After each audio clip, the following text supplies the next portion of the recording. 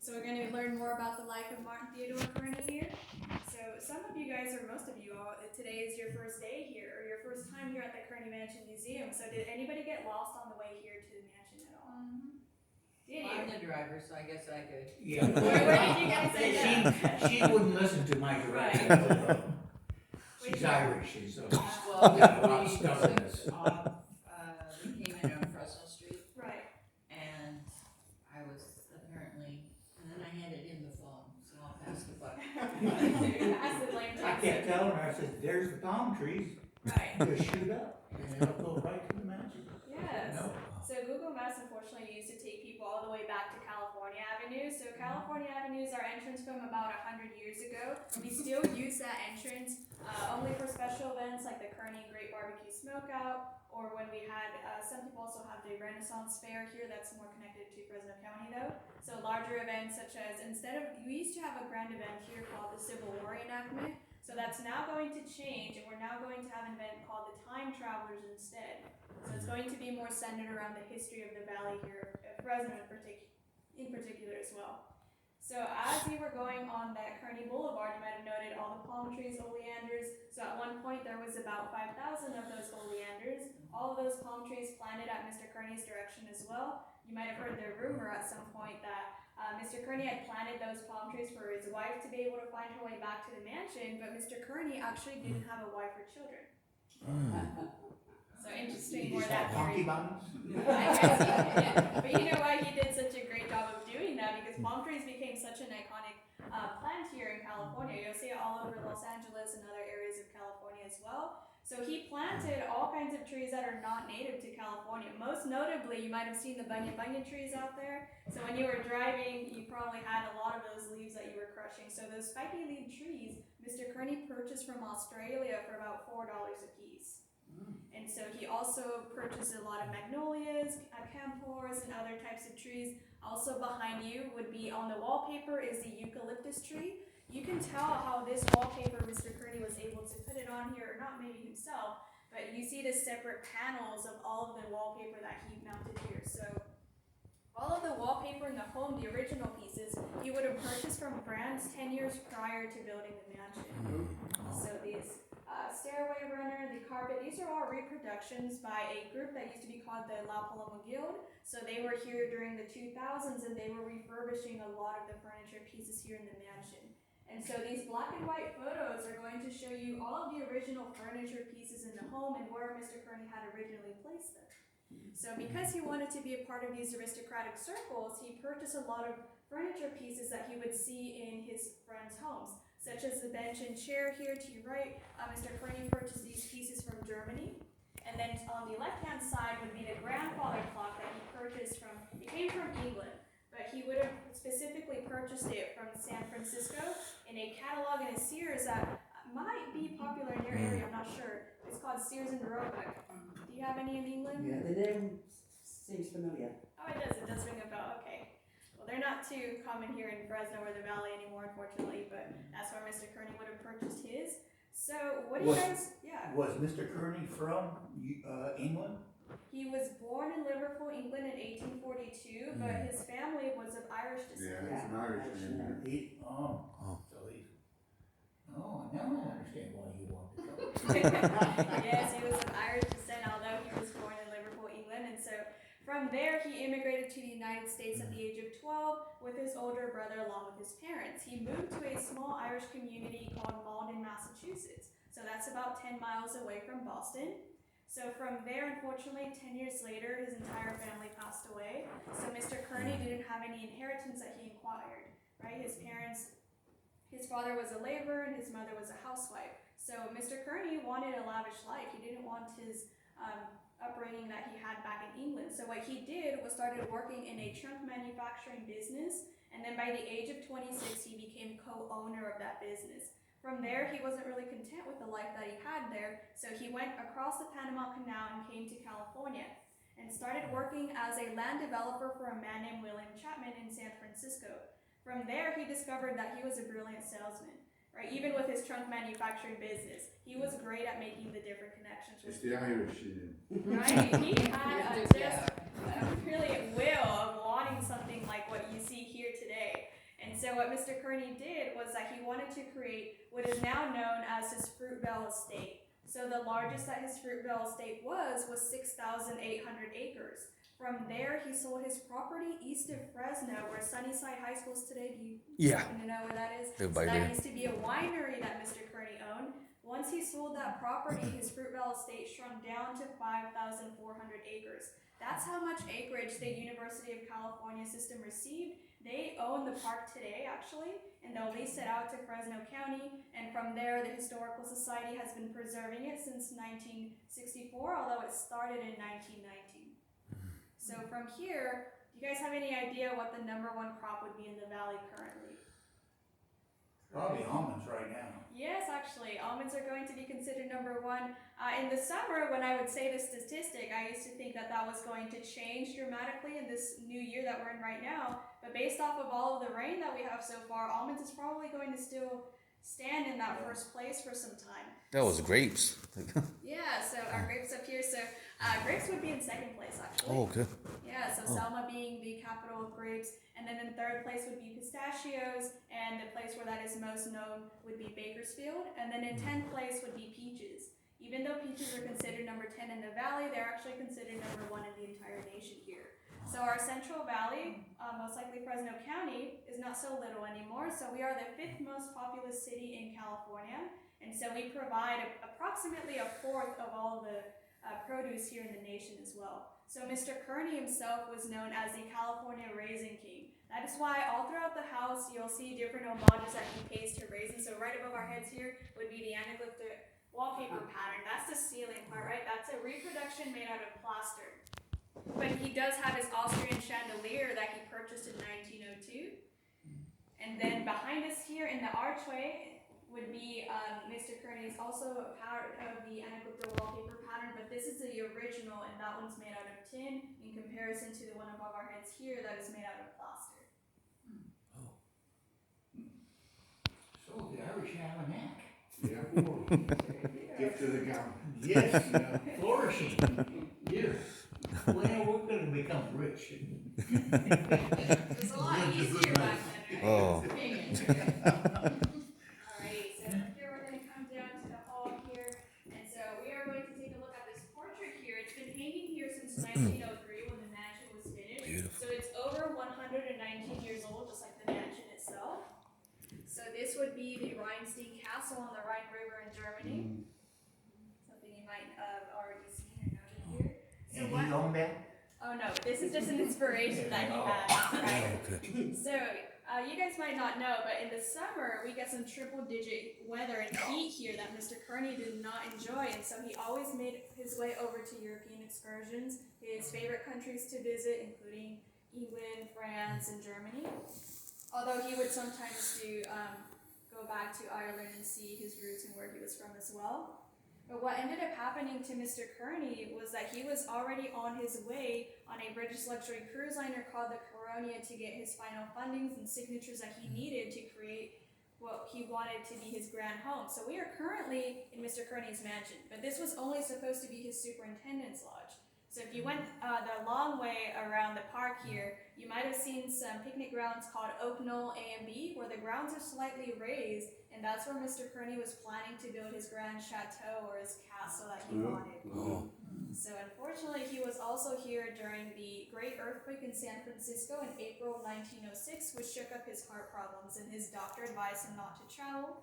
Mr. Kearney, being stubborn, decided to do so anyways because he wanted to create his chateau as soon as possible. So unfortunately, he passed away on that British luxury cruise liner in his estate room at the age of 64. So as soon as his workers got the call that Mr. Kearney had passed away, all of the workings on the chateau ceased immediately. So even though he consistently put in his will that he wanted the University of California to create the chateau, they found loopholes around not creating it, unfortunately. So the way they compromised was by building a satellite campus here. So that would have been a Kearney agricultural research site. So that was here until 1949, and it was now moved to Parlier, where it still exists today. So from here, we're going to go into the estate room. This is one of the original trucks that Mr. Kearney created in that manufacturing business. So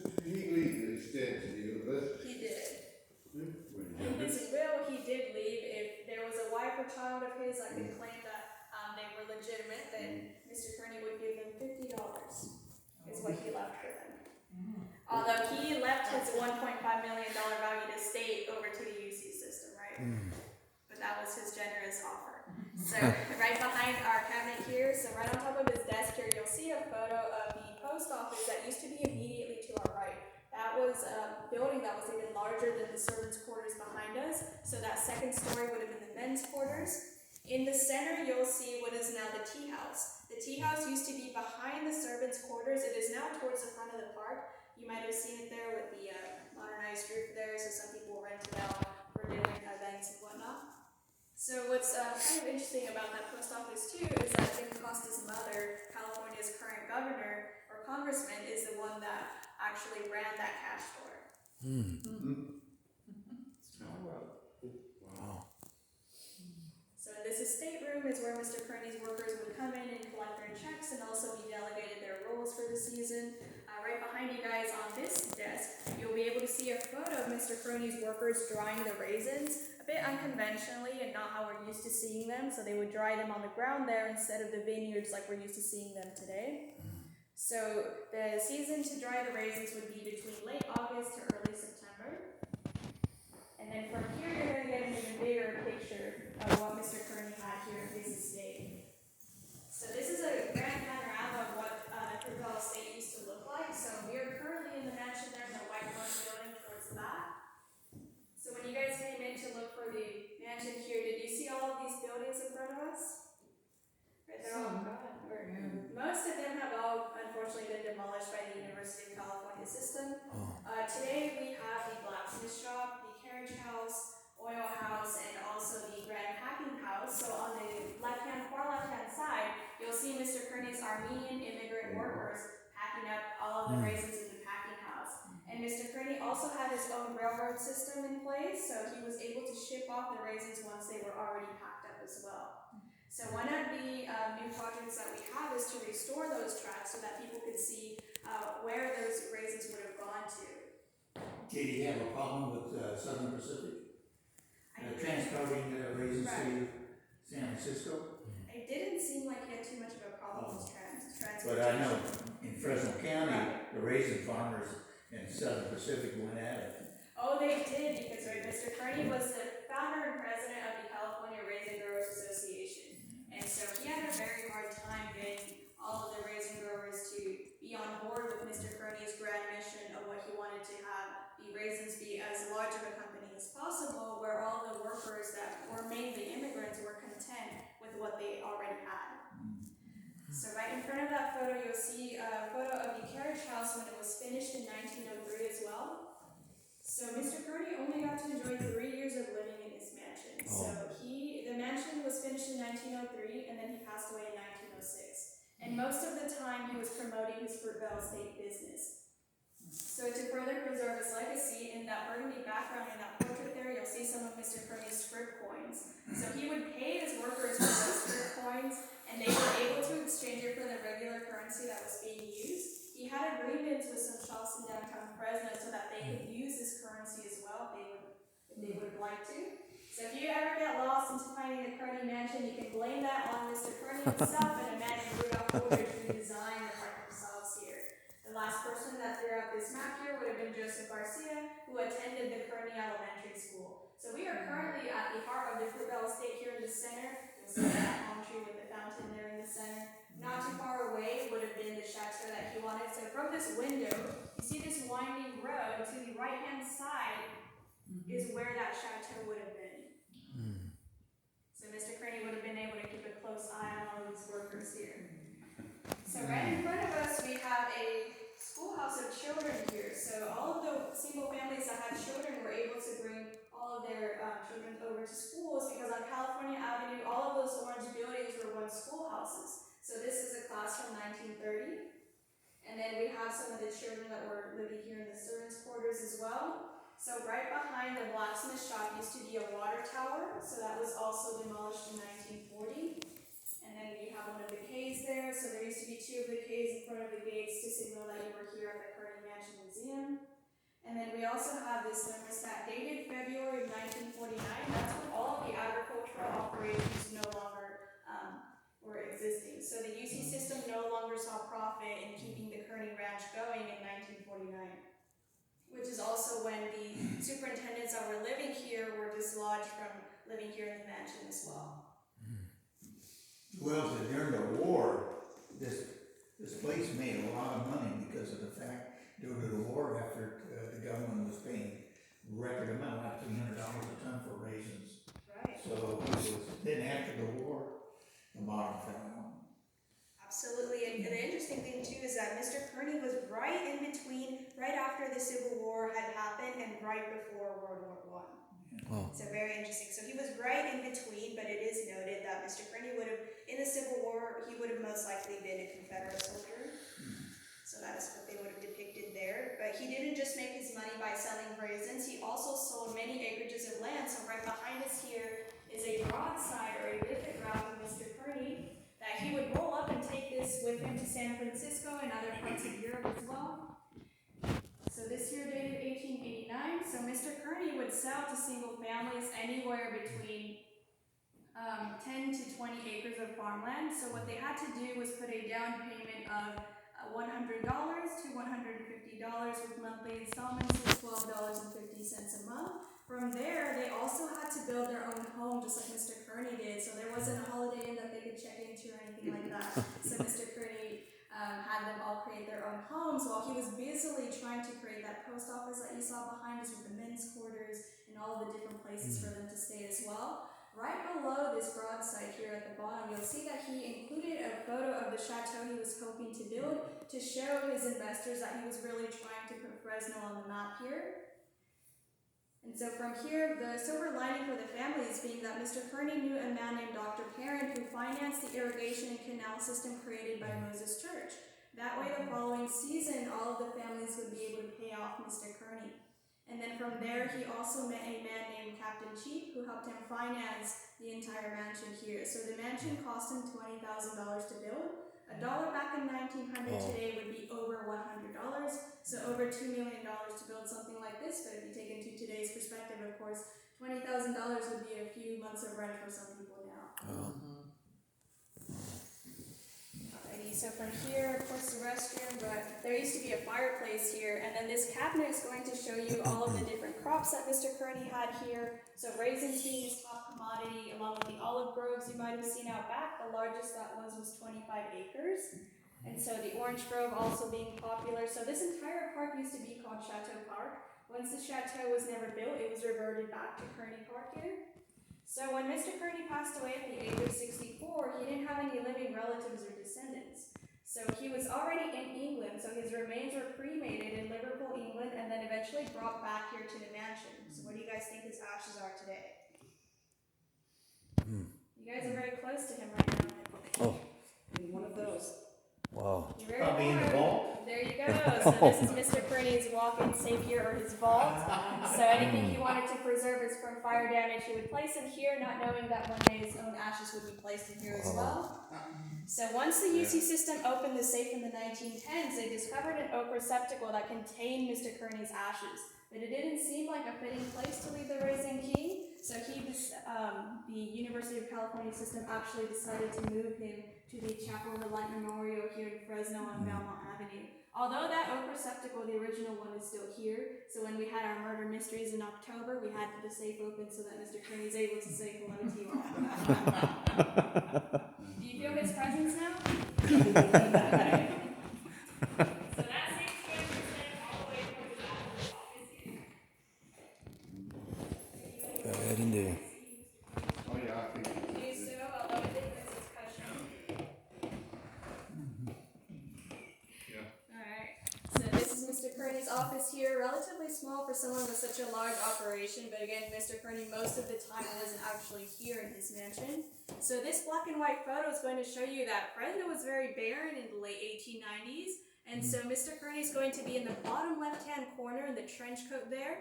Towards the center in the back of that photograph, you're going to see the servants' quarters. That's the oldest building that we have on site, and it was finished in 1890. So as they were getting that land ready to be cultivated for farmland, it was great for making all of the adobe bricks installed here in the home. So right behind us here, next to his clock, you'll see a cutout of those adobe bricks. They are about 28 inches thick, and they serve as part of the insulation of the home. Why Mr. Kearney has the dual pane windows and the ceilings raised so high so that all of the hot air can escape upwards. He also installed some of these vents, and he was smart about it too because he added a drawstring, right? So he wouldn't have to crawl up there by himself. Do you guys have to deal with that too in England, or how does your vent system work? We don't have vents. Oh, really? No. No, the temperature's never high enough to be worried about Oh, vents. Oh, wow. that's lovely. Wow.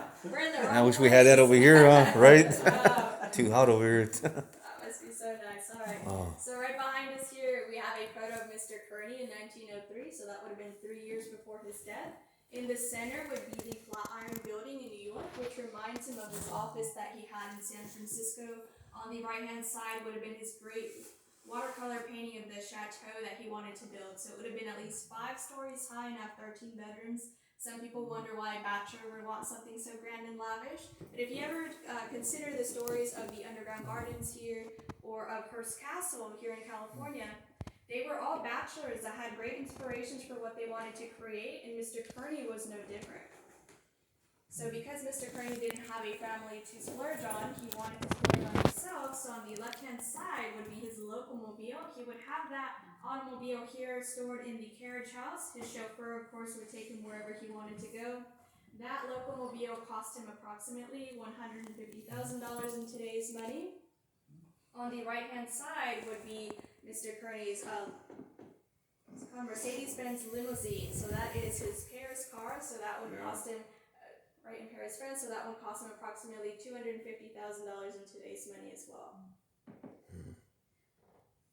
So what ended up happening to those cars? So I would say that Mr. Kearney's chauffeur must have gotten lucky the day that he passed away because we have no note of where they are today. You open the carriage house today, you'll find some desks of school children along with different carts and wheelbarrows that they used to use as well. So this photo here is of the Chateau Chenonceau in Tours, France. So if you compare that to his watercolor painting, it's almost identical to what he was looking to build. French. You guys see any familiar volumes of books in here?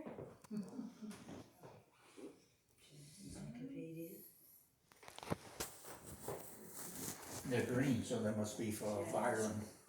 How to grow potatoes. Did I see potatoes on this? Let me take a look. Vegetables.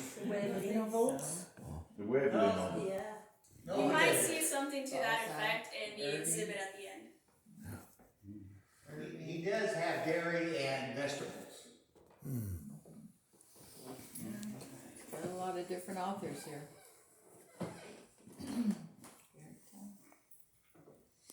Poor guy didn't live very old though. No, no. Unfortunately not. So Maybe he had a heart attack when he found out what raisin prices were. he died of heart failure actually, and his cook also, not his cook, his first superintendent also died of heart failure, so you might wonder if his cook had anything to do with that. And he kind of did, because Mr. Kearney did suffer unfortunately from gout and arthritis. So from here we have Mr. Kearney's buzzer system, so one of them would lead to the servants' quarters if he wanted food or assistance, and then the other would lead over to the chauffeur if he wanted to get away. So from here we're going to go ahead and go up on Yeah.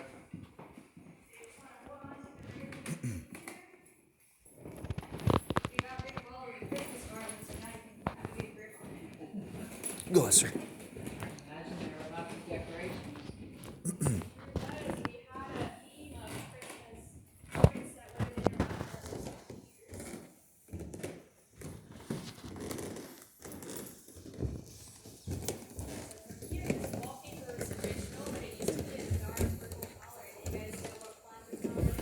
So much to you. Absolutely, look, you guys are very smart. I have people tell me, oh, they're grape clusters, and I go, no. So that red dye faded out over time, so we're left with this blue color. So from here, not to confuse you, but we're going to go into the children's room.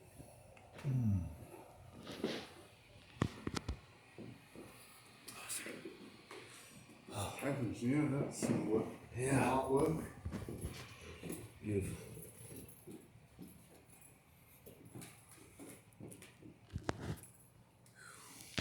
Okay, so welcome to the children's room. So you might be wondering, well, Mr. Kearney didn't have a wife or children, so he did not. But he did have his first superintendent, Ralph Rizal, that took over the mansion from 1902 to 1912. From there, his son, Samuel Parker Frizzell, along with Dagmar Frizzell, occupied the mansion from 1912 to 1949. Their son, Samuel Parker Frizzell Jr., was born in the ladies' room, so this is a reproduction of what their son's room would have looked like. Unfortunately, Parker's parents divorced in 1929, so he took most of his belongings with him to San Francisco, where they then moved to. That's why all of the toys and this oak bedroom set, all donations to the Historical Society. This wallpaper is of a cabbage rose wallpaper pattern. You'll be able to find a cutout of the original behind that white door. You can pull it forward and take a look. Bottom right hand corner. Excuse me. So it's pretty closely matched to what we have today. Yeah, it is. And then back here we have two portraits of a lake in Switzerland called Lake Lucerne. In the center of the two portraits would be a blue plate. You guys know why that plate's there? No. So it's covering a hole, but why is it there? Oh, sorry, man. Sorry.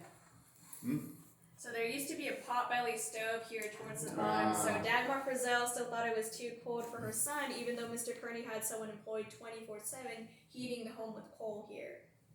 So the wash basin and the chamber pot, these are just representative of the era because you'll be able to walk into Mr. Kearney's Jack and Jill bathroom and see that he would have not needed this. So one of these doors would be the closet and the opposing would be the toilet.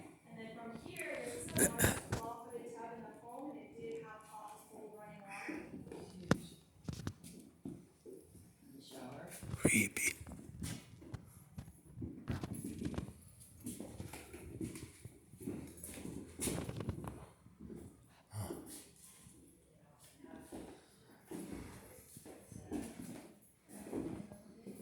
Typically, they did. Are you gonna install some wallpaper in your home now? Not this week. Well, I took Mr. Kearney, he purchased all of the wallpaper, as I mentioned, 10 years prior to building his mansion, so it might be a little more difficult to find wallpaper nowadays, but this is going to be the music room. This room wasn't assigned to anyone during Mr. Kearney's time, nor the Frizzells. It was more of a guest bedroom, which is why all of the furniture pieces in this room were all donations as well. So this bed used to be in a hotel in downtown Fresno that shut down. On our left-hand side here would be a piano here and the chair, this bullhorn chair, they are both of the Victorian era. On the right-hand side would be a Victrola. It still plays, but they always leave a broken record on it, so I can't play it for you all. So based off of all the wallpaper you've seen so far, would you say that this wallpaper, is it new or is it original?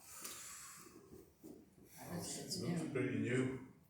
It's a little too new, right? Maybe based on what was there. Right.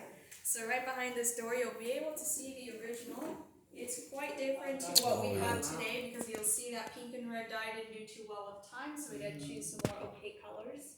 And so the newer wallpaper, this paper was done when the La Paloma Guild came in and started. Probably even before that. Right. I think the wallpaper would have been one of the earliest restoration projects. So from here, we'll take a look at Mr. Kearney's phone here. So this was his phone that connected to downtown Fresno, of course, and then the UC system later placed that chair so that they could have longer conversations. Go ahead and walk over here.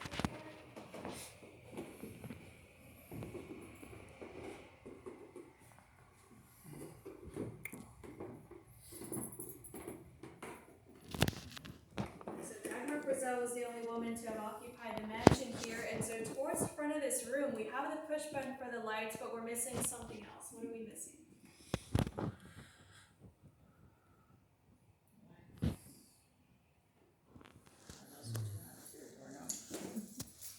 Wash basin?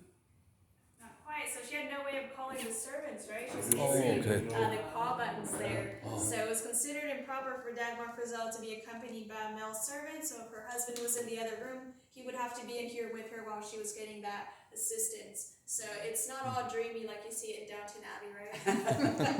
So here we have a photo of Dagmar Frizzell here. So she would have really not enjoyed that role because as you can tell, she enjoyed horseback riding, she liked playing golf, she was an actress in the kinema for some time, but she didn't like the long hours of being away from her son and family, so she ended up having an art studio here in downtown Fresno. So on the mantle here, you'll see some of the cigarette markings. You can tell that it was well lived in here because of that. And on this fireplace here, you'll see all of this tile here. This was all imported from Italy and all across the different fireplaces as well. And even though there's wood in the fireplace, they would typically get coal, and they would get that coal from Coalinga, and then they would store the remainder in the coal hopper right next to it. So this wallpaper is of a passion fruit flower, but should any of you guys find the original, you'll go ahead and get a prize at the end. So I'm going to use the time to look for it. Okay, let me close it. Behind the door, try the door. But not that one. It's funny the sort of desire to build a French chateau. Right. Because in England, not where we are, in the north of England, there was a weapons manufacturer who built a Bavarian style mansion. It's an amazing thing, but so he didn't live in that much either. It was really just, he would use it to host heads of state. We've got a winner back here. All right. Yeah. What's the prize? We'll see at the end. A free Nice ticket for prize. your next visit. No. Oh yeah. Alrighty, so before we take off to the next room here, you'll see a photo of Dagmar Frizzell in a pond. So when you were on that roundabout, you might have seen a sign that said mansion and also Lakeview.